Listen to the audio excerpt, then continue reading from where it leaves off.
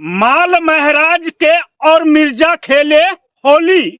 जी भैया, नवादा लोकसभा पर यह मुहावरा बिल्कुल सही बैठता है। 2009 में नवादा लोकसभा का नया परिसीमन बना और तब से भूमिहार समाज मानते हैं कि नवादा भूमिहार बहुल क्षेत्र है और 2009 में ही यह साबित हो गया कि अन्य जातियां और राजवंशियों के सहयोग से ही नवादा लोकसभा 2009 में भोला सिंह एमपी बन पाए थे। 2009 में ही इस बात का खंडन हो गया और तब से लेकर आज तक कहें तो 2009 से लेकर आज तक कहें भूमिहार समाज का ही उम्मीदवार बाहरी आते हैं और नवादा लोकसभा के सभी लोग जो भारतीय जनता पार्टी के समर्थक हैं वह कहीं न कहीं अपने जान लगा देते हैं और उन्हें एमपी बनाकर यहां से भेज देते हैं।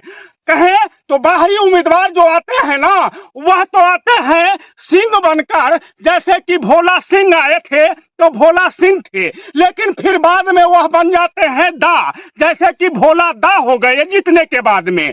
गिरिराज सिंह आए थे 2014 में तो वह गिरिराज सिंह थे, लेकिन फिर वह गिरिराज दा हो गए और चंदन सिंह चंदन दा बन गए। तो तमाम यहाँ पर जो सच्चाई है मैं आज बताने आया हूँ और मैं हूँ दिग्गी राजा, आप देख रहे हैं जमीनी तक।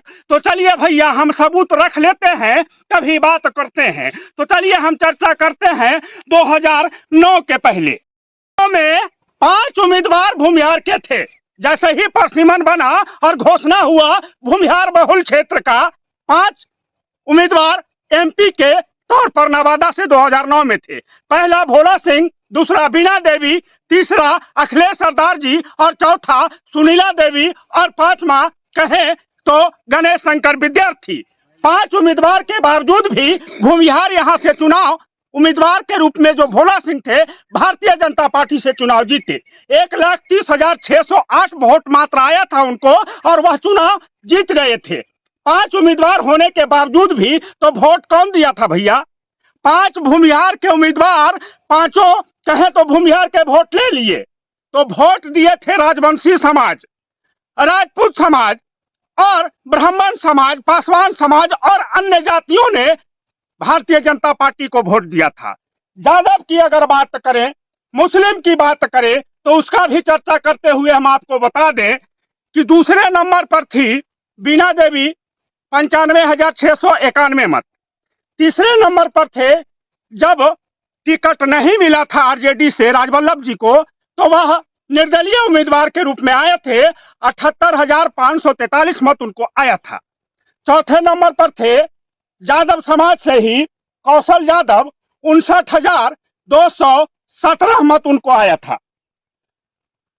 46,528 मत आया था चुपचाप हाथी छाप कहें तो बसपा से चुनाव लड़े थे मसीउद्दीन जी, जो कहें मुस्लिम और कुछ और अन्य जातियों का वोट वह समेट लिए थे।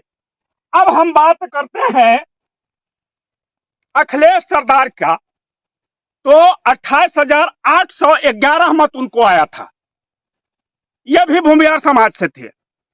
14,840 मत आया था गणेश शंकर विद्यार्थी, वह भी भूमिहार समाज से थे, सीपीएम से चुनाव लड़े थे। 19,482 मत आया था सुनीला देवी, भारतीय राष्ट्रीय कांग्रेस पार्टी से थे, वह भी भूमिहार समाज से थे। तो भैया सब भूमिहार समाज वोट काटिए लिए।